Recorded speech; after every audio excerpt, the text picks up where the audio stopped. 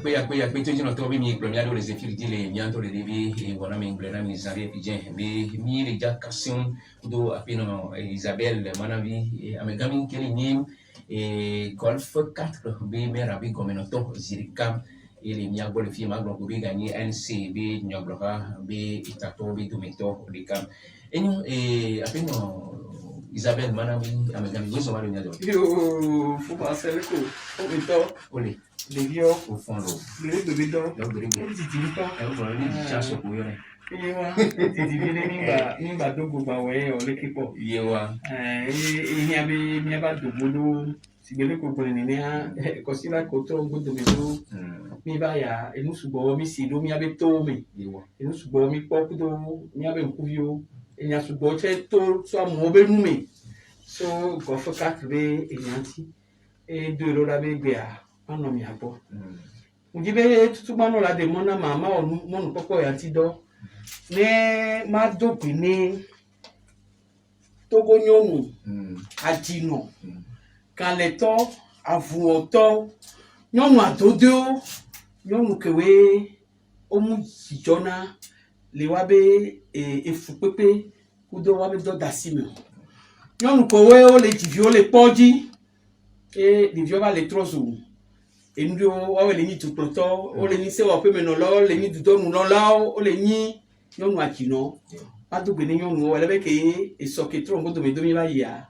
mi du nyɔnu atino ba za atino be asa kwa muje ma o mo nu popo ya ti do ma do asan nyu eno ma so ma bio ma o ba me bono no ku gbogbo ko pe be amigbo sasra ne ba wo wa ba sinu do wa jiroji san ne ma unto ba do nse welebe ke ye enu xɔti do mi le to ame fiche be nyawo le miadie mia togo nyɔnu wa mi le dravu mi le do aya mi le kpɔta ni o ma ŋutɔ la wɛ na mi miaba ti so ga pɛpɛ ke mi le soa ela wɛ la fo na mi lo enyo adinɔ kpata mudogbe na mi lo enyo mi se be mere golf 4 atan do ajino bazan bokoni ameko kele golf 4 atan kudo amero we bango ko be ameko le NC mi tan jino ko le mi se nyawe aro o enu be yin be e wo eponupo ye mi ma le miabe afaka mo e oji réseau ko yo na be réseaux sociaux wa be so dogbe na o mo ye be ngomula chanle do eya nyɔnu be nyano na vevere ne ntɔ doa afie be soa magblɔ be mia ablɔɖeviwo wa nyɔnu nɔ na vevere na mi do ablɔɖe be avuko wɔ le togoa nyɔnu xɔ teƒe gã ɖe le mi wale be yantɔ tsã le mia be parti mia be dunyagbɔ ha ANC amea nyɔnu xɔ na teƒe gã ɖe le mia gbɔ kwa mia ba mega mlɔ na nu le nyɔnu ti o donc ake wa ba zan va eso edo kweji ye be wo le ke be message a so do la mia pata njanwe si be ame nyɔnu le wo dokui le mia be parti politique aba kpaji kudo le mairie chan be akpaji enyo akpega kamia no mairie be akpaji ne ko mairie golf 4 le ko mi le doa dia oh ne mia oya magbo be mia conseil municipal ame o le mia me o togo vi o dakona le nu to me ba koko daba ipe akpe ve kudo we asi le kami le golf 4 be mia conseiller municipal o pata golf 4 to a mi fonywere c'est vrai be epeke va ya enua busu be nya do chodo mi aji iko me be mi bu mi abe conseiller municipal me fi pata apeto kojo de Marcus kudo apeto anani kewe otro ngbodomi ye wobe mi abe conseil municipal a ele kankan gwe do ne amereku nenia amoku nenia cour suprême ye banana de na kojo homatona la glom ameke la doli wa betepea bon onpo wo kekem ne leke ba me wa abadomia domi ne mia yito ajo wo mia me o epoto a mi le to aji vevere do enu kentienya amento le nkogbe na mi kele ni apeto Jean-Pierre Faba e do to beni kwa ependo mia kata mia domi conseiller municipal keke domebe golf 4 do ko mia mi wona e do ko mia mi jesi do enu ebe ngbe mi do ne mia be dumevio ye o dakona mia eyem be mia woni wa be e ha do me pe no no ku wa be agbe no no pata le go fu 4 be ani bandia ne ba ngogbe de ba nu emi e totro ba nu emi awuya ya ba nu emi wa mia mi le toaji be ngbe ke mi do na wa ne mia wele ji wele be keye e pi amade yo nami e mi la so wodo le funu akwa magro me mi pata mi fonyo ele go kata fonyo ele e mi jare le ke mi le wodo le gene jumevio mu jumevio le kwa uya ya lo le kwa vi tipo be meri ya lo ame ko conseil municipal o wa bi doa ke sibele ke wodi ni ya ape tutuba enyawa jumevio alo a population de Golf 4 là et la on to matin no buwe agbano kafuro ko be tu me amlenga nywele tolo amedela no gota on to la no glebe ya le du nywele vo ala ko be o ame ahunto male de ko du obele amedea la no gota la ko bo le du nywele sibele ko on to changblen ne kwa nywele la nyibe et du me vionto alo Golf 4 be population to ne bagbon PV kufa wo milea ne bagbon be PV kufa me ale nuko we ye be koma vo e nuke nyama gbon ye pe yin be miami le wodo esan ku do keli mi le wodo vo nuke ma gbon yin be mi ni dome alo mi hérité so situation de gbo situation a yin be nu to me ba ko pe mi da ye miawo man nyam gbon be mia ameyo ko dakona ola yo mi si be ko ba inene po we alo waso dj mi po do eluke tinya mi be do anani près de 3300 des délégations spéciales mais omuta nto be ba ko be ame wo mairie be doa o chana o nommé na o darofu système wa duré si be pe black tombo e ndenene keye e da si trace de dare trace won ko be da si dare wa we mia mi ba hérité wo be mia be mandat tutu gbanto ya eni mandat ke expérience ku e mandat e mu dolido be ke mi jole le ke ma bloqué mi jole délégation spéciale que nous va y élio que voilà ma problème délégation spéciale ne mana kwa we via délégation spéciale na na compta tu me vieux et na na compta me nommé le funwa alors be mio ya tu me vieux we dakonami ye mi funu mio ya mila na compta tu me vieux abeko dakonami différence bobo de l'aimer ne responsabilité on lebe ame so dalo funwa o la ne a compta nous on est à compta ne ko be ya nous enti so dalo funwa o le we po e la wo voa ne tu me vieux no ye o mu le we nyo do a tu me vieux la to be awo e ya mu do tina mu kentie yo dakona wa o po fu to le me wo be que mi hérité situation wa so wa boa fifi mi la va trouver à compta que mi a o fi mi no na tu me vieux wa e se mu na mi vire e ve go cha ma glome et décentralisation intégrale et gouvernement be léo wo be o la ko bo ma mi be territoire et oui c'est qui nous ne be les saint wo be et nous anyi mu yeyere que mi doit fo et quoi et nous pas tant pour les que mi a o doit do organisation là na ni do ko to ma ko pour be et PDK ya so 2019 wo le ko so do sinami le octobre 2019 mi kakava do et octobre 2020 et ya et PDK wa ya ni ma gbo be mi gu voir mi so s'installer quoi bon ne mi le yedi ma ba gbo même so ta mi o ya bureau que me mi no mi a o to ta et nani octobre me mi va décembre me ke gbo mi va poko de mi haya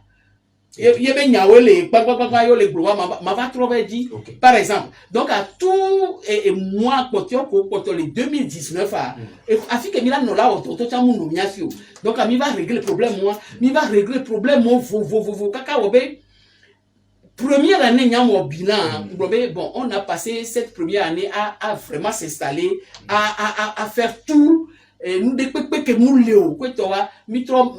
marqué mi avait nous que ouais maté va bon fifi be 2020 et nous 2021 que mi va to dinto à conca donc et donc au miwa ne mi le yedi fifi a ma bro et nous ko que miwa ye tu me vieux to la quoi veve da Golf 4 o ko be de mi le blonya ya di petit peu mal mise au point déjà. Be ame ko mu le golf 4 wadi to go vi wa cha onilo. Voa nyam dina ko be no la golf 4 be nya. Ame ko population que le golf 4 ame plein. Doit Mouva pona be bobo to anke ke me nu ke le remarquer ni be amero mu le golf 4 o mu je golf 4 o mu nyanke to ta be ni o mu nya des limitations ko le golf 4 ame to voir on va dans la golf 4 be nya ke ye enina nya trop bon quoi non était peu o mu le informer so de pepentio voir on la no golf 4 be nya donc à golf 4 o mi wona to vevere kudo et comme les filles mi on a to ku se de kuo mi on a to ku amion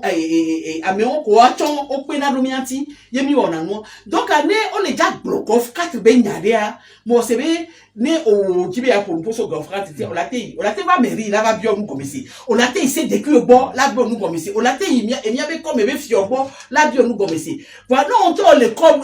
mais so kaka file o munya nous ke to ni golf 4 quoi on va se nyame po le vivre beaucoup de temps et ton atome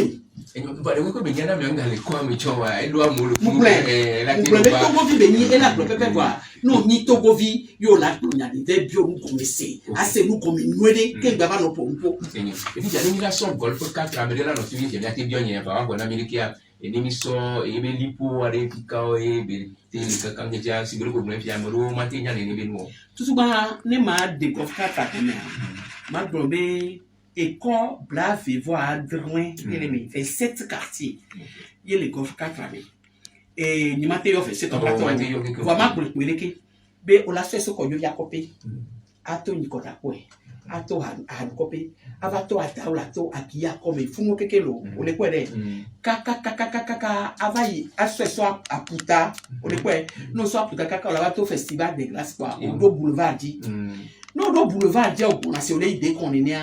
Et boulevard ben douci mais à golf 1 et 1 et mignon mais à golf 4 et 1 donc et le nous né kaka on l'avait to et noir et gendarmerie bac pas golf 3 on est quoi li pour les blonds donc a mis do li beaucoup golf 1 les côtés que blonds fifia et golf 1 ben li pour un evento marché Saint-Michel à motiver et ben nous mais le fond ben nous les fous bon miabe nous mais ben Saint-Michel là miabe nous mais la motiver basi à mia golf 4 que wacha fifia o la so kaka la 20 là y et olo yo na fula même tifa fa comme sud tifa fa comme sud et no le lia lycée de Tokwembe toa yebe mbusime que vers l'ouest de Saint-Joseph be funa kaka so be toto ba les Afrique direction move no sa golf 4 quoi li pour coup de golf 1 ba les fou les mbusime les miomele kia mi be do li pour coup de golf 2 on les quoi fifia ne au bateau to côté et maglobe et miomebe côté wan allo maglobe frontière be noa Ghana be frontière on la so ko bien comme si belé blanc no va jadi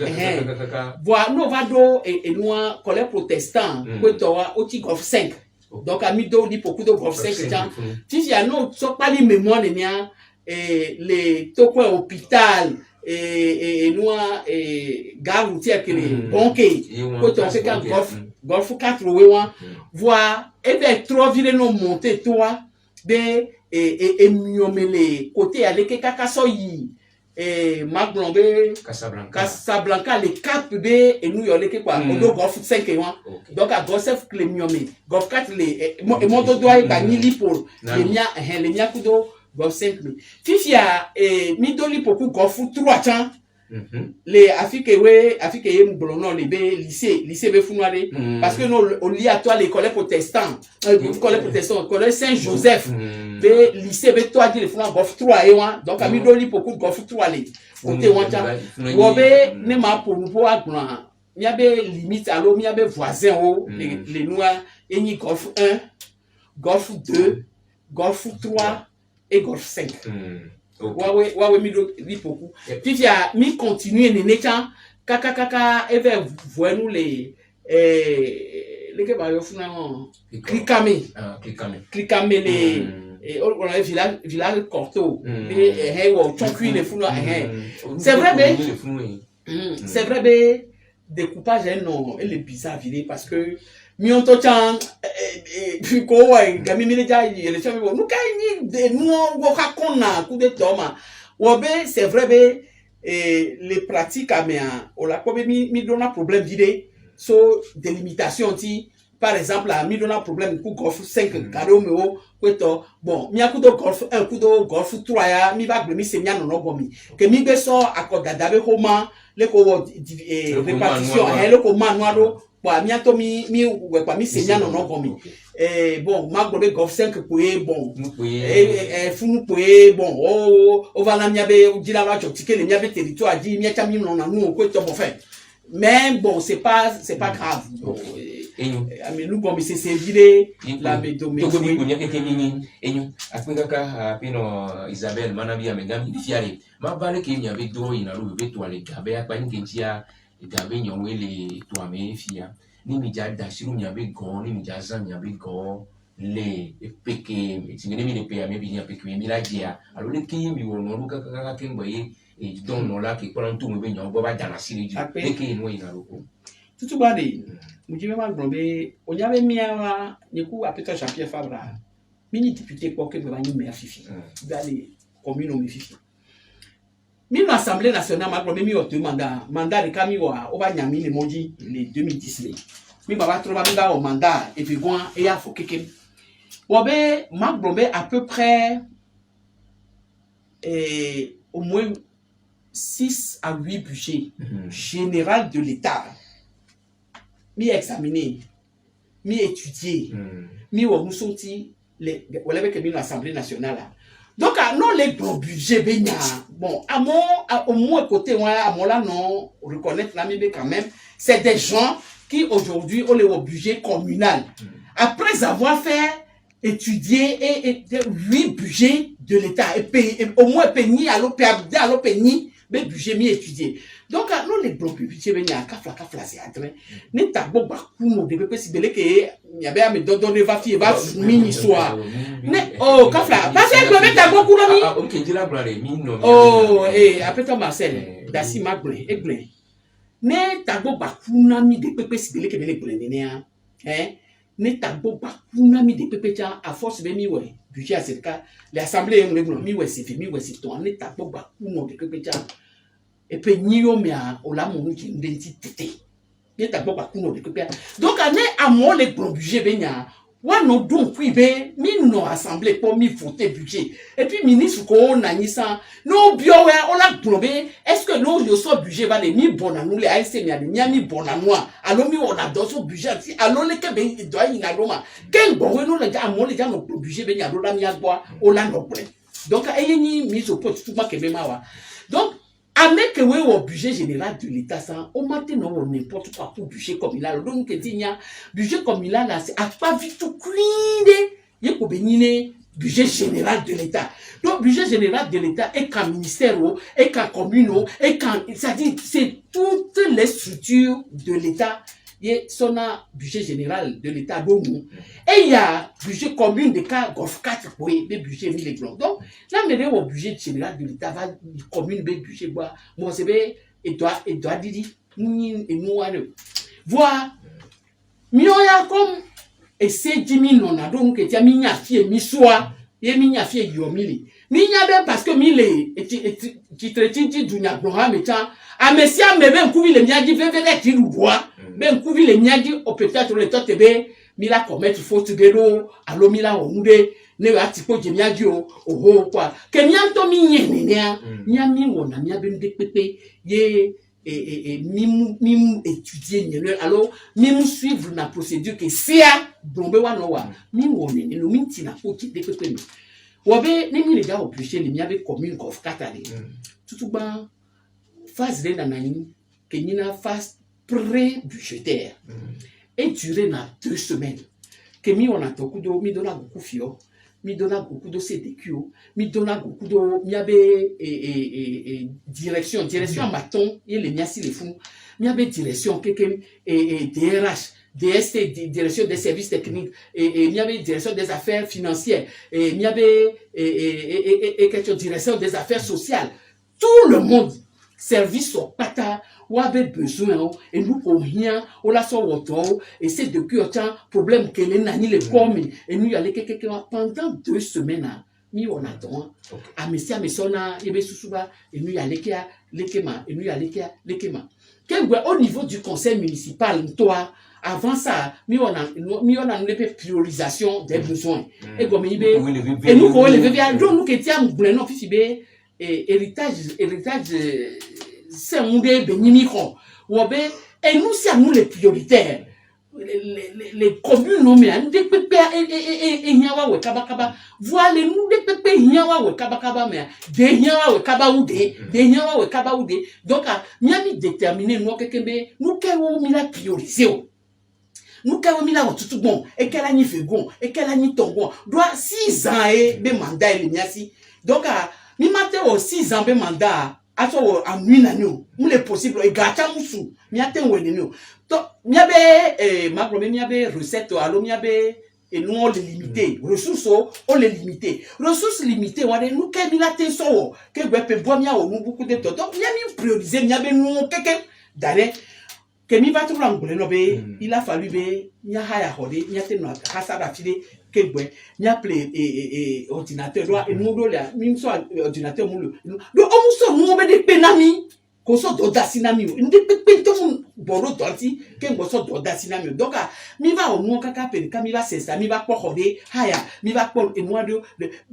bien que directeur ou par exemple à bien mettons au le bureau de cas quoi avec secrétaire de Tinkowe que to le wodoa mi ami so mi abo kweji be mi awodoa neni donc mi wodoa kaka que mi on voit mi va en réunion les tout ba mi les bio c'est bon fils ya nous kay mi ko be mi la te woma kwa mi les probé et dolele vanga twami le to ken bo mi la ko par exemple CMSO centre médico-social wa le mi avec porter mi woné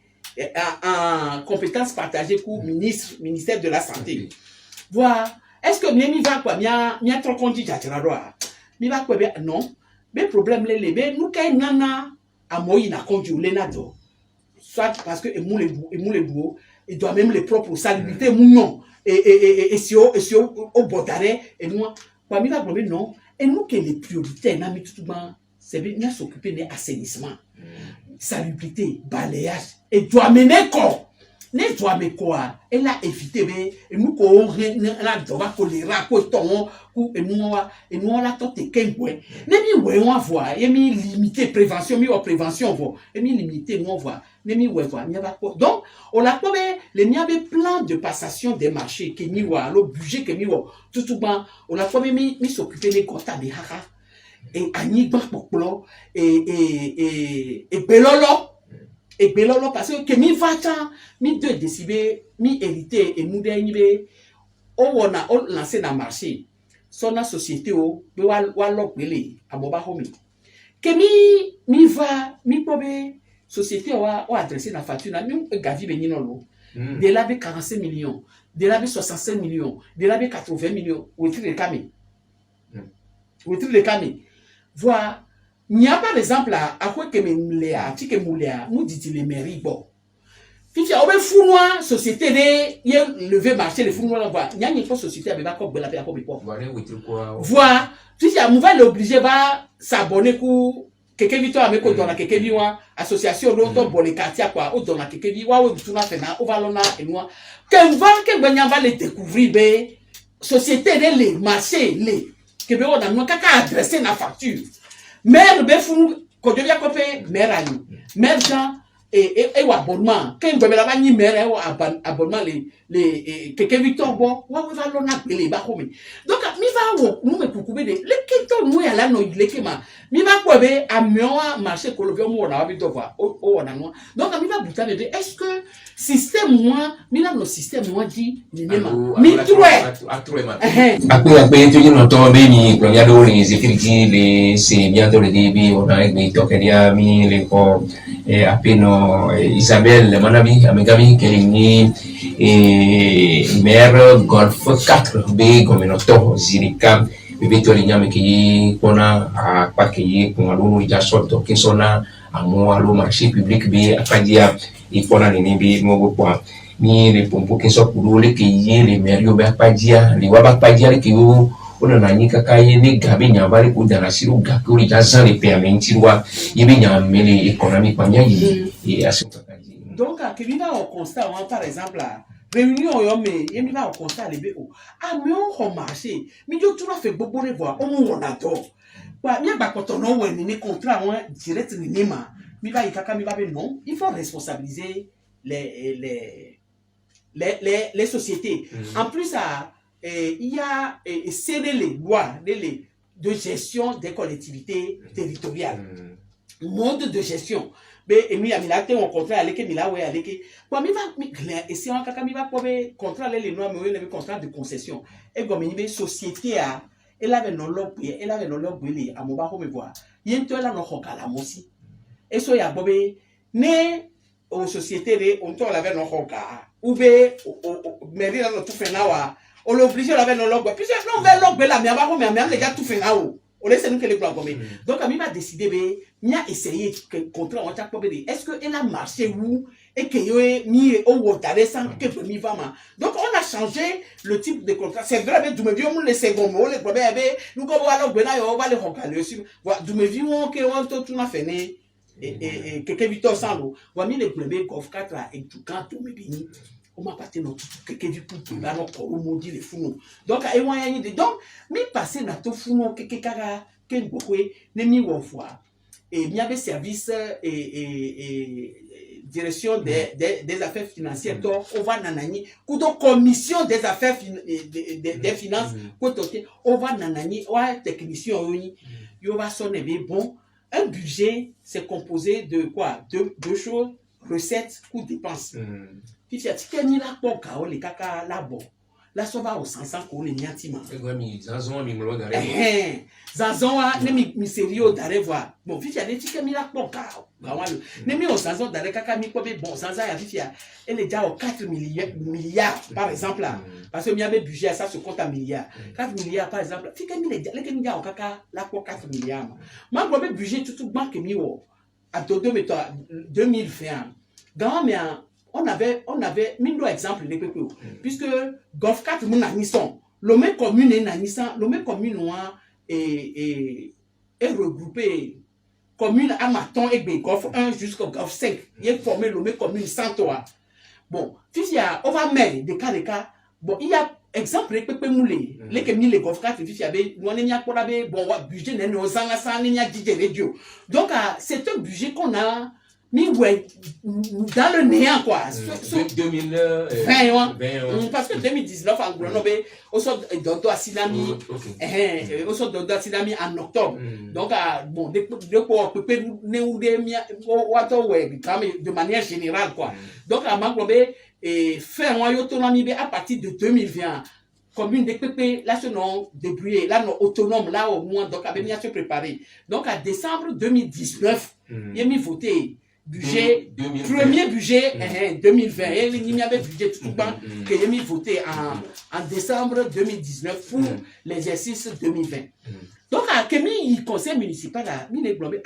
comme mi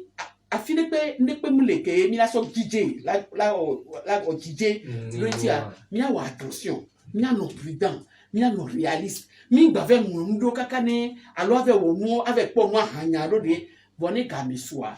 mava également va tsunami nous on a fait un budget très prudent que y a mis au moins gamme et s'élevé à 2 milliards et quelques il y avait budget mis donc à 2 milliards et quelques on a mis aux recettes à Bobé yola engagé donc à nous dépenses comme il a wacha et là nominé on les quoi puisque le budget s'équilibre en dépenses et en recettes ne mi bien ton fifi les recettes au milawa et nous que mi les gaz en temps mila nous dit même à bouler mener quoi na monsieur mener wa retenir une fois pour de bomber avec les sites d'eau excédent budgétaire benyati les plombiers comme nous gente coup de toi et principe de calé ya muni to gobe seye to kabinyo c'est un principe prôné par l'humour et nibe au matezan et kaou et que la siwo ma patron planqué c'est-à-dire que les gens, c'est dans la mauvaise noumé. Population, besoin beaucoup de population, dit, à mon lama, mais excédent budgétaire. Et moi, quand on a donné ma, excédent budgétaire, ben, yakama, ben, nous, on a nos kaka, nos mamans, les communes, les autonomes, ben, on a nos déficits budgétaires, ben, là, c'est interdit. Bon, le déficit budgétaire, là, elle est interdit. Ça veut dire quoi? Ça veut dire que, aux Ankaou, et Kakelasiwa, ça veut dire les dépenses dépassent les recettes. C'est interdit. Nous les TPO. Fifia, fikaye. Bon, que mi va voir, mi va fikaye excédent budgétaire, son nom. Yem jibe ma dégomena pourtant hein que mi wo no de dégomeno mu kaka nya ba nya ke ma ba dégomeno e no be ga o mi be ga sansan ko le mi si c'est que mi obligé que mi obligé 2020 wa yem le blonde mi no très prudent doit mi pom nya e mu ke gbe mi le gâteau donc et ga ke mi la recette ko mi la wa mi ken vire e be ni mi qualifier e ga ko mi to mi journal asimi e ga ke hôtel ga me hôtel mu blonde mi cha à peu près les prévisions on a mis puisque et nous donc on était dans le flou total quoi mi non réaliste mi non réaliste donc ami bon né hôtel joga les kenamia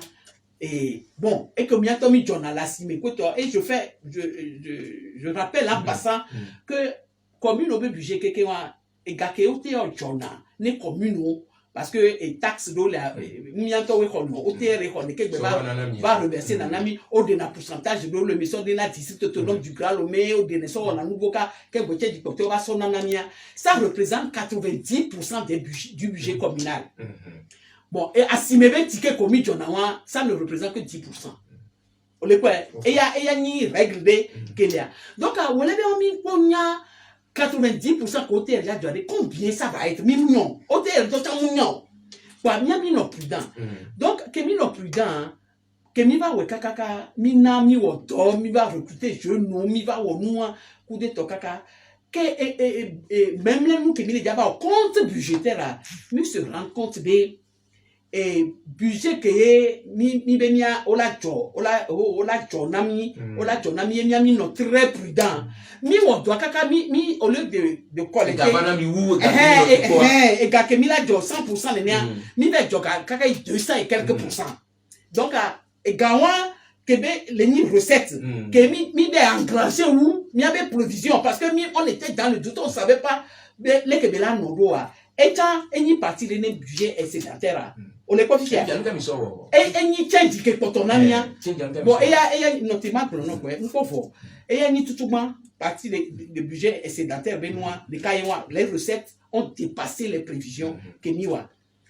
maintenant les dépenses au bois mi wa prévisionner dépenses au mi la wonu ya leke mi la wonu ya leke mi la wonu ya leke mi la wonu ya leke mi dj et ya leke elle a 100 millions et quel mi la wonu ya leke elle a 100 millions mi la wonu ya leke elle a wonu les communes au bois mi avait dépenses on quelque loin mi mo na marché gré agro et comme mi ma be me le ja to school ho allo me le ja to gazé allo me le ja pa mo fifi quoi ma va quoi ma be Marcel bon on doit marcher les golf card donc va wena gré agré c'est interdit mi avait marché au pata mi l'obligé là au appel d'offre et appel d'offre et répondre à des critères de principe c'est pour ça que je suis la PRLP là-bas parce que droit ben na bobo quand sukulu kurabu yembai ken bohwe on a été procédure non éthique délai non éthique coup de temps et les très contraignant ben mi lancer appel d'offre appel d'offre wa on monter à boutique à me réaliser toi mi tout fait non vo compte à les clos à la fin de l'année on les quoi ou les budgets moi mais 2020 les budgets moi mais que minte au marché public avant minte tout fait non minte au nous et quand on et les comptabiliser d'arrêt ok partie on a ni excédent budgétaire parce que on a fait les dépenses. Bon, on a lancé le marché, on est en cours de procédure, mais nous aboutir quel exercice à vous. Donc, cet exercice est reporté sur le budget que là, pour les dons va. Voir quel Milan a reporté le budget que là, pour les dons, qu'il y a un budget supplémentaire de l'année en cours. mais l'obligé là au compte administratif de année qui va y a. Donc à compte administratif les années qui va y a mais il y a mis sur les pauvres recettes a mis engagé plus de 200%. 200% et marché au terme réalisé wakata tout fait quelques procédures là les en cours on aboutit quelque donc également pata quelque c'est ça qui ajouté l'un à l'autre constitue ce qu'on appelle le budget excédentaire. Le budget excédentaire, ça ne veut pas dire que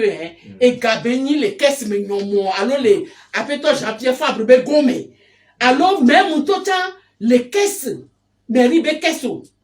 mairie be gagné. Nous on a caisse les mairies et non a trésor public. Bon, et moi qui est du me vieux n'a rien. Yemule glombe na de yemule yore le glombe de no la glonya de gogo me ko munu je no ti wa de ko mi no ken gwe o la fu mpu ga nyabe ga de mu na mia gbo mu na kesi total merio même ga kon total mi journal la simia obligé mi la verser le trésor mia ko et collectivité locale to wa mi do droit total na compte go banco mia be banque ni trésor public. Donc, quelqu'un trésor public benona, ne maire qui est l'ordonnateur des dépenses à l'année ordonnées à lui, hein, surtout quand il va tourner marché public, on a lancé marché public et nous lancé marché public, on a une direction nationale du contrôle des marchés publics. Nous lancé au appel d'offres, il a vérifié au appel d'offres annuellement, on l'a prouvé non, que bon l'a lancé, nous lancé quoi. Procédure koko minawo ko to ne mi wa attribution ne mi wa opona no keke kaka ke bola batona mi be bon et non fifia mi wa nu ale ke mi attribuer lo et mi attribuer na me ke gagner marchia coup de to fifia ne mi wa kaka mi wo vo ye mi gava signer contrat quoi mais en to keke wa direction bu bavana o yo ne be direction nationale du contrôle financier on avait contrôlé na mi be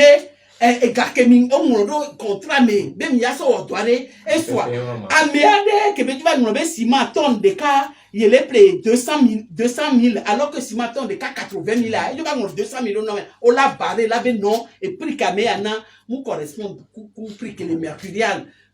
déprime donc avec il y a notre on l'a dit trop et moi coup de toka kanemi ouais moi faut que moi on l'a validé et moi yemi la sodo da mia be daf et là on a be mandatement ken bola fa sodo te trésor ken bola tout fait na me donc les procédures à l'ennemi de fikaye bela sobe et on met 60 millions bon ça so holo kweto et 60 millions on les tout tu me vieux meka et fable les tout me vieux meka kweto et trésor mais les trésors y be les socs à les pas 60 millions be nya dire Kenya il to konka kai mi ba pongo les réseaux sociaux dit ou to le Kenya to il to ko nya ko me na il y a bon moi terminé budget ben yami c'est comme donc à grand mais budget bavana et nous conseil municipal. Il y a un conseil municipal qui est étudié dans le budget au voté. Donc, un budget communal, ce n'est pas l'œuvre du maire seul. Mon maire, toi, tu as garou, toi, tu as affidé, toi, tu as et nous, et la gomme, nous, il y a les cas, mais non, je me d'accord, il y a ouais, il y a ouais. Et dans les miens, bon, parce que il y a regroupement, et vous voyez, mais il y a les conseil municipal là, donc muni ANCDD le fou yemi agbomi mi wona nu ke dromi donc amesia me pona nu podo na nu keke gbemi woni donc ayi budget communal to fifia 60 millions benya nu ka bibi ya so keba o ko be nglo no fifi bien be kemi le jato do dia o mso de pepe to akona ni et non pas mairie centrale que les palais de congrès bon les fous et une mairie koko 300 il y a des territoires gof 4 territoires dit et bien ma blomé ancienne délégation spéciale avec pata ou avec trésorerie o le tumeri yere chalo et froja débat filé les fous jama et noir premier arrondissement ou les ben yo le okele tout et noir na sang coup de temps donc et nous et pata que comme il y avait territoire dit et bien bon miami sous-subé au moins mairie centrale aya on l'a dessous na mimila no funa no puisque et nous du côté mais mairie que délégation spéciale zanasa et yo sono bon miabe malheur maglotan miabe malheur là lo miabe tukada yenyibe les lomea ont décidé be on a créé district autonome du Grand Lomé qu'elle est regroupée 7 communes de Golfe coup de 6 communes de Akonivé donc les millions Golfe 4 territoires dit que on pas taler et pas au support du site autonome du Grand Lomé et du site autonome du Grand Lomé et les anciennes communes bien qu'on laisse à quelqu'un et la Kowati coup de temps anciennes communes en balio au dissous mi au créer commune yé qui que bien la so bifibe Milan non so anciennes communes mais nous ensemble qu'on laisse à la so na et a fait beaucoup de temps quoi on se noie de et rodeka que au dasi lentinamia et état civil annexe de Nicolas Koué. Oh, voilà. Oh, non. Et Nicolas Koué, toi. Et comment que le lola to ba ho? Et Hawaya bini oh non. Les gens racontent n'importe quoi là, Marcel. Et moi et Hawa catholique be rabo ba be ho yelo. Mi ha yelo. Location bini mi tuna fa yelo. Mairie centrale yo le blanc. État civil central, pardon, état civil central, que le nonato be fou et catholique tobe ko mi haye. C'est une location mi tuna fait. Donc c'est pas ça n'appartient pas à l'état. Bon, soit dit en passant. Fifia et reconnaissance na de elle Nicolas Koué et ton vide même to trop les lycées de Nicolas Koué ba fidèle le fou. Que non il faut nous parler. On l'a bien c'est bien mais même pour en faire un état civil de fou. Et comprendre parler nous les pour les peines bureau oh de cas fou yo sobe ni mebe miabe et nous bon mi matin le fou miabe DST to kudo miabe direction des ressources humaines wa we hasana le fou e ngolo no fifi be directeur ami ton na bureau le cas wa be secrétaire général ko we ko to yo na to le fou e ko so na mia e fou nous yemi wo élection de maire à Léon donc à que mi va mi matin ah oh mi wode et mi les affiches sur les mairie à décembre mais au sort de sinami octobre mais décembre mais mi va pas quoi mi haya e mi ko mi haya mi so mi ba on va do fou que maté globé en janvier voire février 2020 que be mi ten todo di le fou voir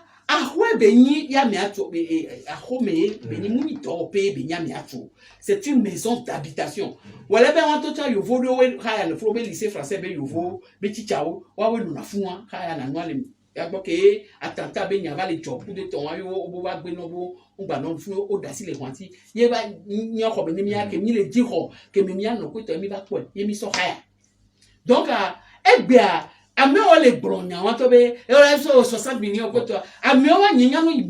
mais Jean-Pierre Fabre maire de la commune du Cocade on to be l'une des plus grandes comme il a fait la commune la plus riche à mon brona ko to nyinya na me amo pa to ko le to na to yeme bureau ko moi j'appelle pas ça un bureau hein demeure amelo to le problème ko ko bureau apo yo la no la odo agodogodo re terrain di chame nyale amelo le po ni che e fi ya mi le terrain dia awo nyame nyim le bureau ma brona o fifia yemi so howan so haya yemi le woto ale fu haya be ni ken le fu me fi jaro amelo gala fi mi ga haya fi nyare je suis premier adjoint au maire de la commune de Kofrad Marcel nyemudo bureau ne o yififia salle de mariage salle de mariage c'est même pas une salle de mariage c'est un salon qui a mis à woro kwatia yemi à mon verre au mariage le fu kaka docteur Iwia sous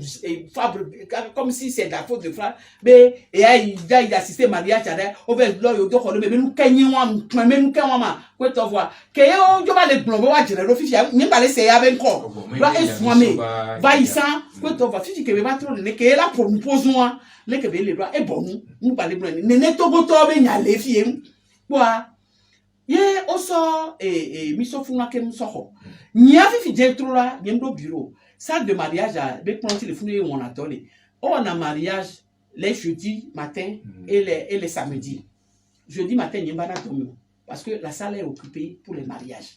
après midi que ouais non mariage à kaka pour jeudi matin après midi que ben te va na dormir donc que tinya non le mariage à n'y le gâter au téléphone libérer la salle non ne mi le do kaka fifi bien lo kaka fifi bien mimdo bureau donc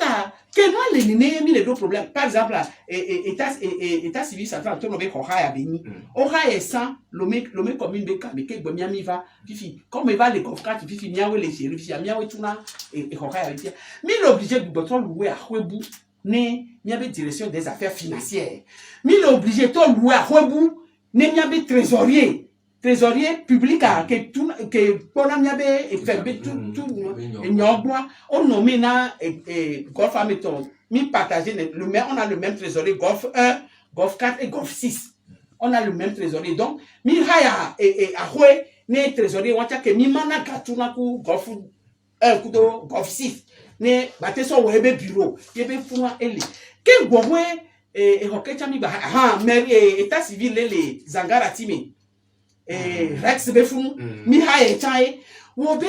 mi va le kwe kakabe ne wetri kwa e hoka ya tike ni tuna e suna bona mi wu voi en wa le lecha e kwa mu le suyo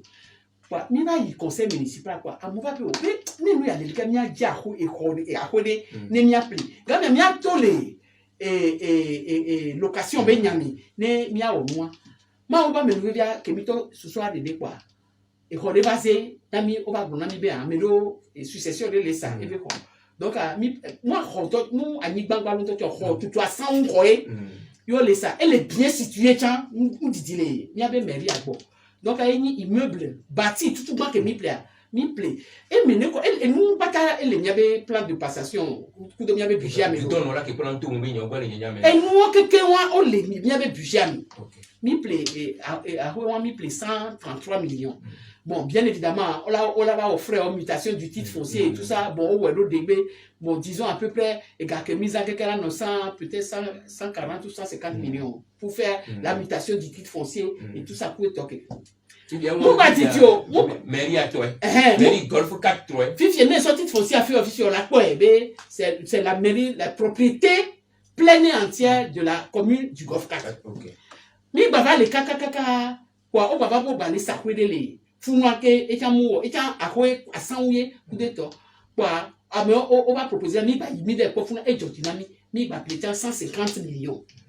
mi ba le kaka kwa akwe tutu ba ke mi player et akwe ke terrentia propriétaire la tamba be laisser donc ake sebe o se wa elle va proposer na mi be be ita il dit mi après mi majo play comment kwa mi c'est une bonne idée. Mais ne mi plaît, gamme mi la banque que ma et roi me fait de donner pas la tchèque la jo ho garde cas grand mère salle de mariage que ben yam les blondes mi va célébrer mariage les salons coup de toi et là je permet mi la tout ça de mariage en bonne du forme ou ben dans mon va déjà au mariage on a nyame salle de mariage ni salon vi mais yo là donc ne ma blonde en tout et pour toi et roi mettons que mi plaît mi 450 millions toto. On a acheté 3 immeubles bâtis. Voir immeuble à home et béni et à home be tout. Donc il y a besoin réhabiliter. Nenebe immeuble on est à tout bani immeuble public, lieu de travail. Donc il y a la les budgets mais réhabilitation des immeubles acquis. Immeuble à mettons fils autre miato. Il y a des propriétés pleines et entières. Donc à mi bien réhabiliter. Il y a son auto coup de temps. Et donc, le conseil municipal a décidé, avec il y avait technicien, mais bon, nous la réhabilité, nous tout le monde va au plan, va, l'école là, donc il y a architecte au plan, l'école là réhabilité, là, fait que là, nos bureaux, n'est là, nous aimons, coup de temps, quelqu'un, ouais, au soir, va, fait qu'on au plan, voir, on a des devis quantitatifs, qu'on au plan, va dire combien de ciment, par exemple, de tonnes de ciment, il faut pour faire réhabilitation selon plan yama comme il a vu coup de noix au ouais qu'on va voir il y a des 5 tonnes de ciment et ça fait combien on a des devis qualitatifs on est quoi estimatif donc on va nous quelqu'un et c'est eux les services techniques qui déterminent combien il faut par exemple pour réaménager l'immeuble selon lui ce n'est pas notez ce n'est pas Jean-Pierre Fabre qui décident, c'est les services techniques qui font, architectes et tout ça, qui font les devis et nous que là, il y a bon, marché à l'équipe de réhabilitation, ça va coûter 60 millions, ça va coûter 50 millions, ça va coûter, et nous, avec et il y a un immeuble commis là. Puis il y a des 60 millions, ça concerne l'immeuble loué, que blonde ni loué, que y a mes mille les filles, que mes mères qui est le siège de la mairie, et il y a que mi quoi a home e beni yemile non il faut moi la quoi par exemple après secrétariat de la PRNP a fait que dossier de appel d'offres là non cuisiner Zodope Beni, Yemi trop. Yemi trop, soit au bureau, soit nous deux, soit pas tes coups, yé secrétaire, il y aura ça n'a pas mettons. On reste à la fou, on attend. Donc, nous, quelqu'un yemi les blobés, il y a trop, obé, n'y a trop, n'y bani bureau, fille, n'y a bani bureau, n'y mira au monde, même quand tu as mis prévoir, sans toi, tu as mis salle de mariage, à mia tiro, tu as amené. Tout, que mi va plaire. N'y a ton yabe immeuble au voir. Yemi va bien non, mais mi ma battu salle de mariage à le fou. N'y a des tiro, bien ton yabe immeuble que n'y a toi. Agbe te jino to mi Michel mi aloko ji le se mi ando le debi ona le se firbi mo ji mi no ko a peno Isabelle mana vi amigami kenye le ni commune golf 4 be mera be communautaire sirikam enyo le to signon ji na mi le fi pour gabe e yo ji be to ni ba pare kenye le ni 60 millions mi na kenye di salaire de aussi oji kudo to emi o le kona mi ifi ologun ko be yo ja jira ke pero do le fun wa yo prete pero chan alo ya ko be fun jo a ho le go mi be yo aba a jira o chan lo to go ni wa o kwari ko to mi ti wule ro na o kwari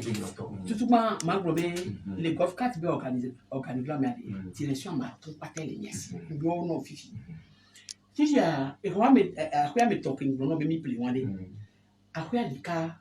fumi déjà installé. Et il y avait une direction de cas, il y avait une direction de la planification du développement TPT. Kudo marché public, organe, marché public il y a la PRNP, la personne responsable des marchés publics, le secrétariat de la PRNP et nous, commission à méfier. Et on a donc commission de passation des marchés et commission de contrôle des marchés. On est quoi? Donc, et nous, des cas, marché public, kudo TPT, les canaux. Et on fait quoi que mi plaît mi battra plaider charotia DST direction des services techniques waya direction des services techniques a wawe pona et montuto et nous benyao koto donc a waya o nyanga tepe ke lu o la carré mu o so na gapo o wa be machine do gangan wa be nu gangan et mi be funwa DST kudo direction des là nous font des RH je crois ou là nous font fifia et quand on voit que mi plaît on voulait nous fifi diabé fou nous mi déjà tout ça de mariage bro et mi là nous célébrer mariage les combien et dia fou mi avait direction des affaires financières que les roha ya méfia et les gens noywa on le quoi donc et quoi mais ton ko mi plaît on quelqu'un te paye le voici quelqu'un on l'a pas que me citer nous fifi quelqu'un ni citer mère be bureau ça veut dire quoi ça veut dire que mais la fille qui dit les filles qui ni rohaya et be bureau à le fond m'a dit be soirée awo curiosité n'a pas bon afin que mère là bon et aller au toilette fond en attendant et yon a ouais voilà et nous que les jeunes ni be jusqu'à présent nous prenons be directeur à béton on a bureau ou secrétaire on te les bon toi ça dit elle est gênée donc ni pas fond bon voir le maire reste les locations de cas que là quand on a mis voir Kafla c'est attiré. Mais maintenant, problème mairie du coffre 4. Ou bien la mairie la plus nantie, 1000 euros, mieux avec pour dire quoi. Afin que maire Léa, elle a n'y a romé, que y a secrétariat, là, va y s'odoper.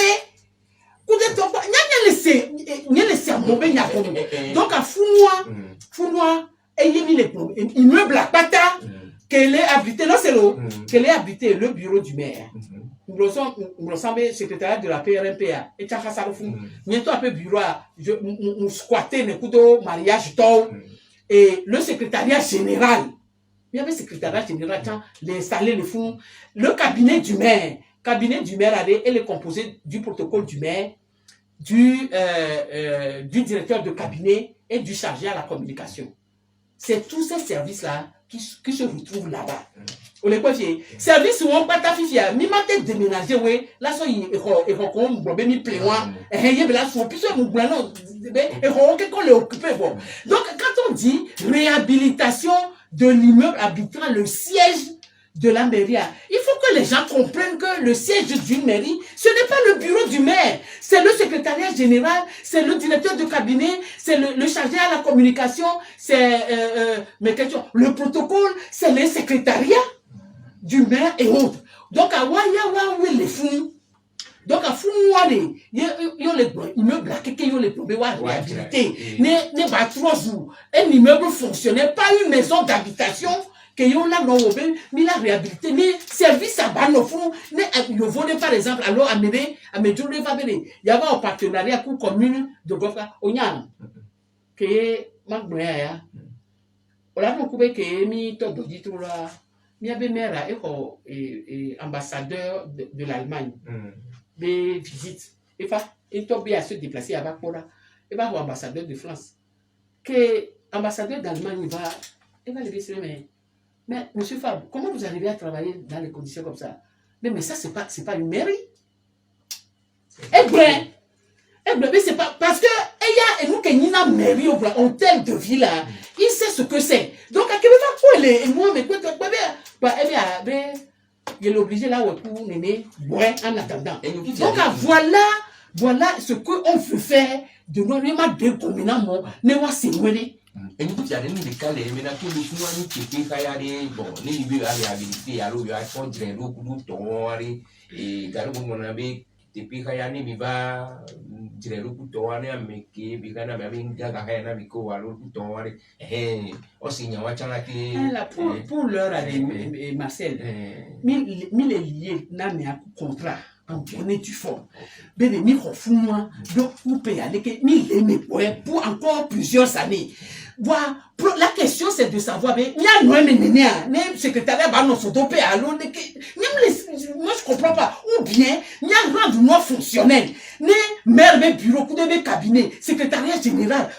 secrétaire, au commis, les bladés, ou est banni, et moi, en attendant que 1000 fois. Mais ni globé mi les gars le fou nous sort allons ni sorler et puis les que nous les situer là n'y ma gloire bleu les que immeuble nous les situer juste en face du boulevard et ni te peigner que et wobé on la comme mi les jardin que non comme jardin pas parler non quoi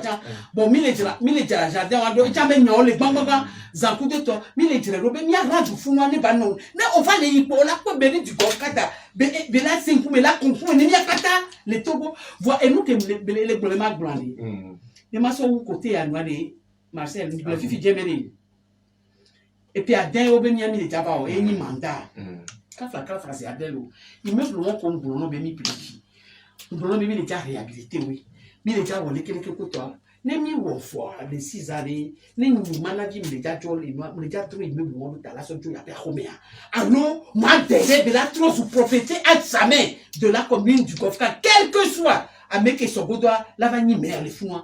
Mioya et Tobe Nimi le wo, les poser Charlotte d'aller, mais les Nemi wo miabe Tamila y voit. Ah, mais là, pour la continuer, toi, en 6 ans. C'est ce que nous sommes en train de faire. Et on va dire que nous, on va les blonner, les gommer, on les dit, je vais galoper. Mais, nos réhabilités, immeubles, il faut bien se joindre. Et la quoi l'autre, la se joindre. Les titres fonciers de ces immeubles-là ne portent pas le nom de femme. C'est la commune du Golf 4. Et il y a les titres fonciers à dire. Donc, Marc Blomena, les tranou dont c'est bien là devient la propriété de l'État togolais. Il y a des coucous comme les dos, si vous avez les Golf 4, mais alors comme une Golf 4, mais allez, il y a ton côté au tchao, on a mis en ami à Wachambo, on a mis le dos. Oh, et voilà, maintenant, il y a Golf 4, on a gestion, on a pas problème de beaucoup de bien. Il y a bien, oui. Nous sommes les deux, c'est quoi 117 communes, les Togo, alors Golf 4, les Capoué. Et je n'y comprends qu'il y a pour bien bien pour moi. Tu sais, à me porter au dé, on m'a dit, tiens, non, puis ça, à me pas s'intéresser à moi, mais non, il y avait n'a quoi, yo bon, n'y a dit, matin, bon, quel est leur problème, quel est pas leur problème. Il y a des qui 60 millions, mais moi, il y a des qui mido les cantines et préfère, qui mido intine à les cours, il y a des qui me va y do, il y a les qui la va y do, au comme on a dit, et pour le budget, bien l'État qui préfère moi il y a l'État pour bénir et bien bon miami les bon c'est peut-être pour nous livrer à la vindicte populaire et comme oh non on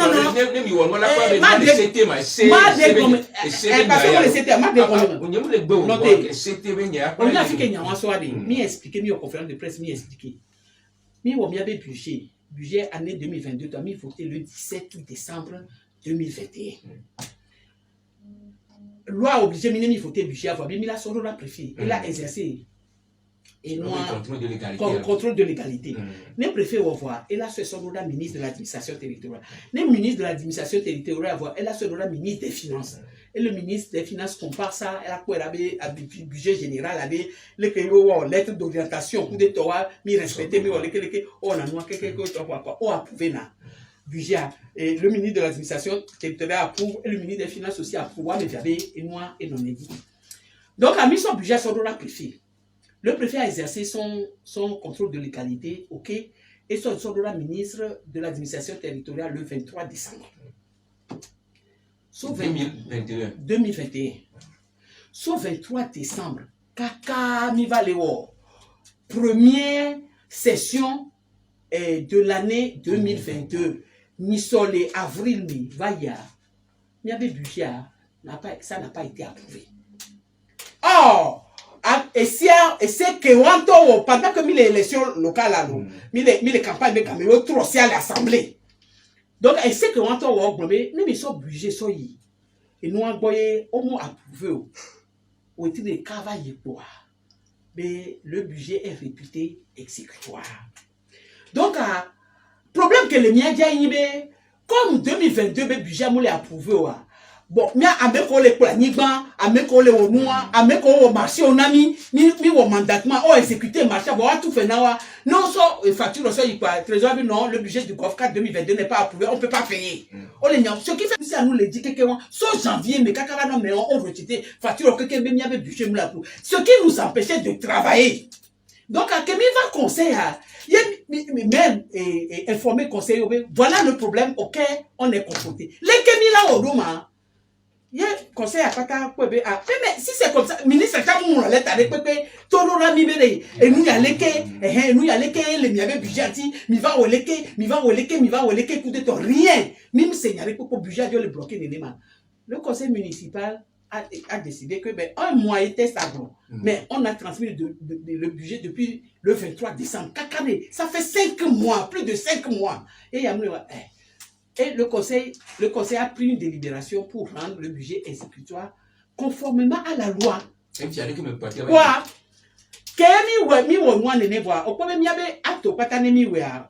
Et suivre le contrôle de légalité. Bien évidemment que nous avons délibération à rendre le budget exécutoire. Mais cette délibération sur le préfet pour exercer le droit et le contrôle de légalité. Le contrôle de légalité, qu'est-ce que ça veut dire? Le préfet voit et nous acte que mais est-ce qu'elle est conforme sciemment? Or, et c'est que c'est l'article 354, je crois qu'il dit qu'un mois après, le budget est réputé. Donc, c'est sur la base de ça. Mais ce budget, voilà, mais 5 mois, donc le conseil constate et rend exécutoire le budget conforme en application de l'article 354. Donc, contrôle de légalité, qu'est-ce que ça veut dire? Le préfet contrôle si l'article que mis les gens et les conforme pour nous que nous au moins. C'est ça le contrôle de légalité. Il n'est pas demandé au préfet de juger de l'opportunité du départ. Datima a expliqué au lieu d'exercer son contrôle de légalité, maintenant le préfet écrit ce courrier-là pour dire, mi va sur 60 millions, mais mi va sur jamais, bureau, mi va sur la prochaine fois, et nous, patron, n'est coup de tort. Or, ce que le préfet ignore, ou bien,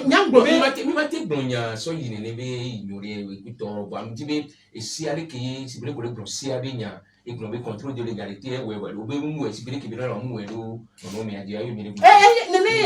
puisque le contrôle de légalité, est-ce qu'il y a un article qui existe dans la loi sur la décentralisation qui dit que nos budgets sont dans la ministre, il y avait gardé un mois, le budget. Oui, le test là existe. Et c'est ce test qu'on a visé. Bon, fils, nous, quand on beso, bien que on a son dollar, préfet venir, elle va les profiter, mais ils sont 60 millions. Oh! Mais c'est Dassi m'a expliqué, nous avons mon polémique, on est toté. Mais, au paré, il y a les nibélés. Ce que le préfet ne dit pas dans sa lettre, c'est que immeuble ou réaménagement, mais ce n'était pas dans le budget, seulement dans le budget 2022. C'était prévu, moi expliquer nos filles bien, c'était prévu dans le budget 2021. Or, le budget 2021 a été approuvé par le ministre de l'administration territoriale déjà. C'est parce que dépenses Wamim étaient exécutées le 2021. On les quoi? Si belé que les non par le fait du budget supplémentaire, mais soit 2022. Donc le caca 2021 qui dépense à y aller, on vous trouve y aller pépé blond. Vous allez que mi va rendre budget à exécuter conformément à la titre 154 dans 15 mois, mais va ne trouver des dépenses moi les noirs. Et nous que voyez les gomelades. Préférez l'attaquer des mois. C'est une lettre qui a été, moi je dis, pour nuire quoi. Donc nous j'assume ce que je suis en train de dire. Et il y a tout maintenant. La preuve, c'est que même jour que les lettres avant, mais le ministre de l'administration territoriale finit par approuver le budget. Tu viens, bien c'est Benade. Est-ce que le ministre de l'administration territoriale a approuvé le budget et a approuvé en tenant compte de remarques que préfère? Mais non! Le budget a été approuvé tel que ça a été voté par le conseil municipal le 17 décembre 2021. Donc, et nous, il y a les problèmes. On a l'impression que ok, et nya so be akenso na to yino to mi tibire le nya sia le nya so be akenso na tamu nya le kakudo be rola no wasi alo be rola no wasi na mi nya ko ametutu bantu wa le ikame allo allo allo 96 30 66 66 92 77 66 66 allo. Bonsoir. Iko Benamilo. Oui, à Oussoua Moutivé.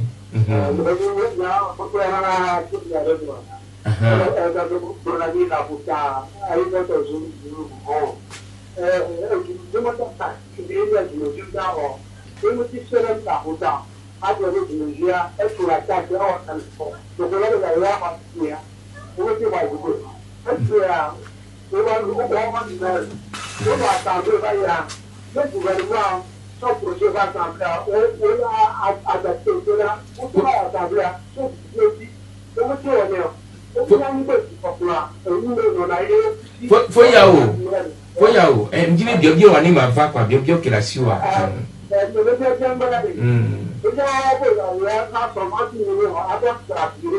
Un bureau. Obe immeuble à quoi? Quelqu'un.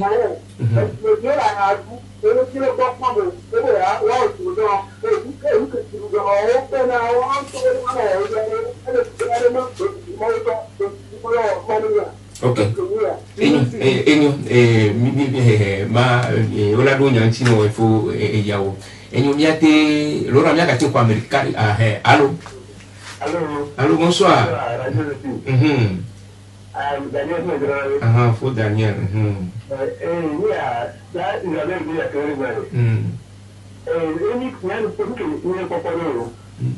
Communication bien. Ça veut dire que nous devons aller pour dire pour le nom. Nous donnons la nous prenons des choses aussi.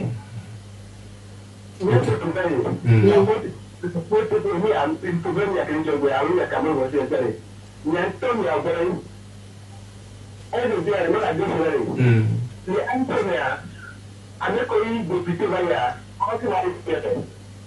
parmi les Antonia parmi beaucoup cadre beau avec vous parler que je ne la sais que et puis ainsi pour la retour là le faut Dani mais accord d'allo mais non non mais d'accord et je me dis d'accord non d'accord voilà présenter je le mets au bout de l'année ayo le dit là blanc ok so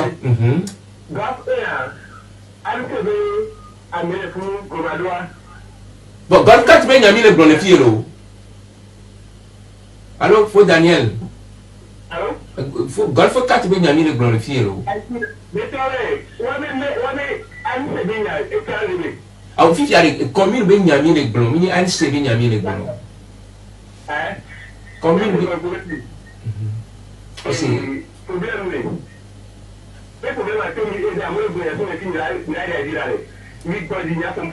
ok enyo faut Dani c'est enyo bio kuli mi asem ya sobo ito amenami le bébé nami enyo mi atro kwa me bule kami zefiralo. Allô, bonsoir. Bonsoir. Cyprien. Mais, administration, on veut décentralisation, mais indépendance, autonomie, Il y avait donc moi on a compte on a couvert on a dépense donc trésor aussi et bien bâti la garde trésor public voilà administration là en recette en dépense à il a tenu comptabilité numérique comptabilité vous savez dépense à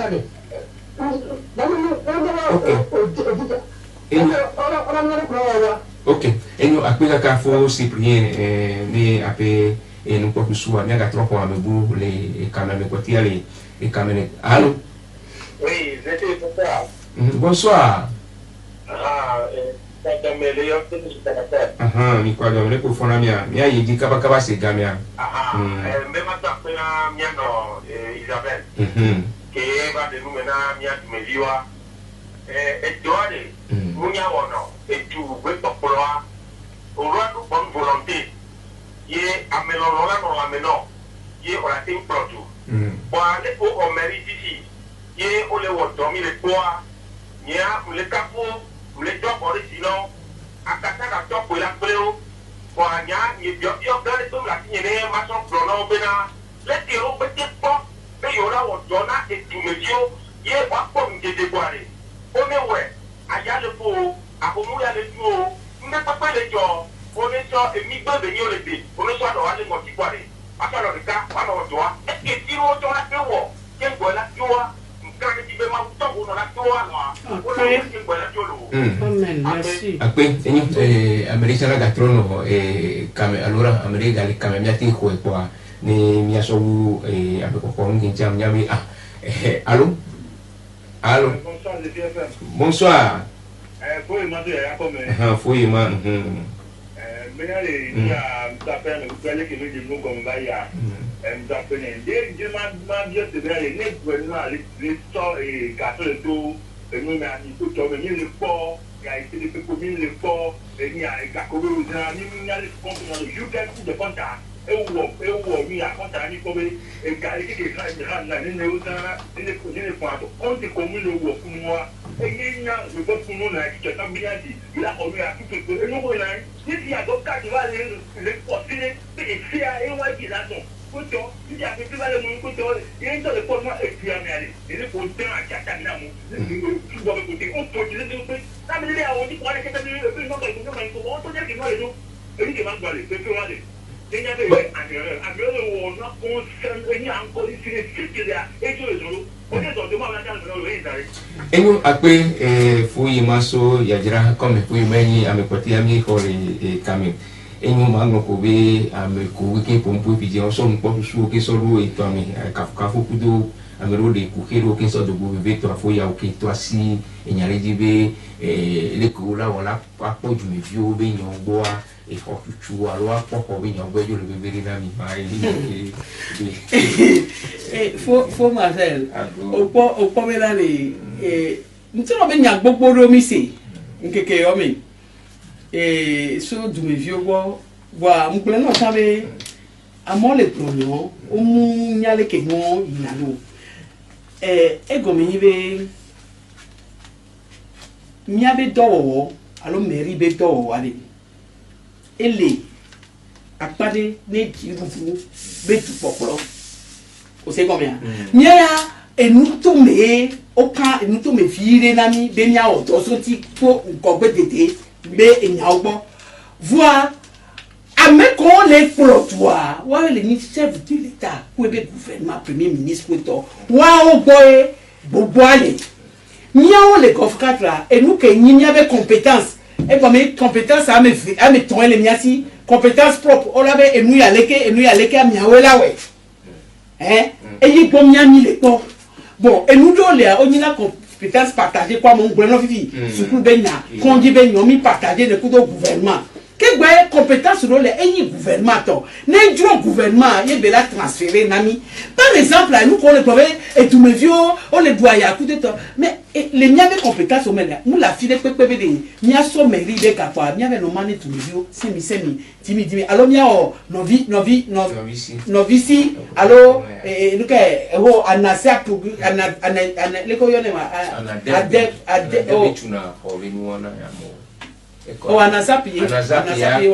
anadebe ona nous social be nous penado abonti kudo ola nous ko FNFI kudo nous ko na managa nyo mo do bana mais ce n'est pas de notre compétence on le quoi donc on va attendre tu me vieux et via mais kafalo budget a bien gof 4 budget wa ke yo no fifi kudo ko le wa fifi le ka mo be mi so mi ave no mana mo se mi yemi la régler vichy un problème et ce n'est pas il y a des compétences et nous en tant que mi en tant que bref jamais il y avait quoi trésor benona on l'a bien mi c'est belé fika belé il y avait budget que mi voit parce que mi on a dit que nous les prévu le budget molo fika belé il y avait budget et fait quoi compétence que mais belé na mi be nya o lekema donc et tu me viens de c'est comme benali mi va o élire mi be miava no kolo nous tomber voir et doit de o vous te penamier compétence nous que mi la otole elle et on ko mi la we wa mi mate wo to ke on so dasina mi mu ni ave compétence o et nous amero le grand chambre na communication comme nous les a mi viom le signe mi le de nous be moi ta communication toto ma c'est le moi ta ni mu ko yo et nous que on ni mu ko yo wa di mais c'est dit avec me le dire là c'est nous alors avec me le dire là pour nous avec le wa ebe le dans on mate fo c'est toto ma on a bien communiquer no wa et ni mu le radio dit kaka mati na mo et dit toi mu le fou na FM mu le et réseaux sociaux mu on a par exemple excédent budgétaire benyawa Kenya joya moto mu popo à travers les brognon les wono mais je me suis ça m'a pris 3 nuits sans sommeil mon expliquer nous que ni budget et nous que ni excédent budget et les filles viennent toi ma soeur so do narle mon expliquer que nous que ni excédent budgétaire que nous met les réseaux sociaux dit que wa muso wa ba be français be o mu la fille be no le dit la so mu la do togo to wa mule gare be me jangle be yo pa va pourtant ka be ko e ba ko to le diaba be sûrement va me yo mu que nous mon docteur a so et withdraw on va comme les plateformes les dit et plateforme Togo c'est la vérité et Kaibene Tonton Marcel a duré 2h30 nous sortant audio par audio nous expliquer nous que ni et moi et budget nous expliquer nous que ni marché public nous expliquer nous que ni excédent budgétaire nous expliquer nous que donc Kaibene kakana mo wa amole banani fidibe même le communiquer les kenya ba wedo egbea munyi enle jo nso munye to yo mi ave mais on dit droit de réponse parce que mi mate dacia mi akola ma gbona on quoi la jo ni no yemi le fi egbe ma expliquer nous yana mi ye akpekaka mi we enu ko di le ri su di kenya nka dibe le yo me bijia nka dibe do la be dodo les causes so mia boa o le ke amol en ko gomme amum le sekudo to akemi de nyon me kudo to fi amoko ko ya sibe do la be mais je l'espère voir o nyabe mule bu mo kokodo agbagba gbogbo ke mi tina be mi ade nu komina mo fo ke gbebe balile ki a yo nyam le bu mo kokobe o est-ce que amion on me laisse moi gomme ya allo on le spray ya c'est ça mon problème quoi on le pas le problème ya aponya terami gamia cha limi blogu boto re to o kware e nu ke ma brone to jino to wasiani yin be de mi awade ne mi mu le jate won ri wa mi pa na ko be mi awo de mi o le kofu 4 le ANC bakpadiari mi so do mi ado kweji be mi ata mi ade fio du me vieux l'autre manière de gouverner un pays ne ba nya pa vitu kwinto que les ni local ta eye yemileo et depuis que mi va mi le ouais du me vieux to pata ne ole e noyer muni e foin de name kum ta fu de name o la no ku e benade 33 ans de délégation spéciale kumia o ko va et pv ku fa ya de vous toto les mots les poma OK et bien yo donc allez ma ji benade miawa owo agbeto mi ehunkudo ntila yemi VVCC nanani emiado chale nemi nuna mita nuna mi hunya musi ne etoke ni dobe mi awo ne tumevio ne mi awo ne kofkati biwade ne mi awo ne 6 ans ben goto me ne nya be mandat foade ne odo nya de la kolona mia wa apena mi lo wa mo bebe na no nya to popodoa wa no so mianti wa va no bio mi nuka ni nya no de komino ne wa cha wa to ko nya wa so no fiomi ne to aben ko pe yolo wa amesuzu ta boku ku ko to wade no to te vire OK après no Isabelle Manavi amegami kele ni commune golf 4B mera be commune to zirikam mi to asinya bulu dina mi le fi mi la ka wa pe mi de nya bu chon nti gamianchi ba mi do apene Laurent Lorenzo ke no apupia godongo into Marcel Agbedo kum ke into ni no to Zania fi ja gbe fane de ko le nya ko le fi ya mi la so ke so lu da mi bye bye.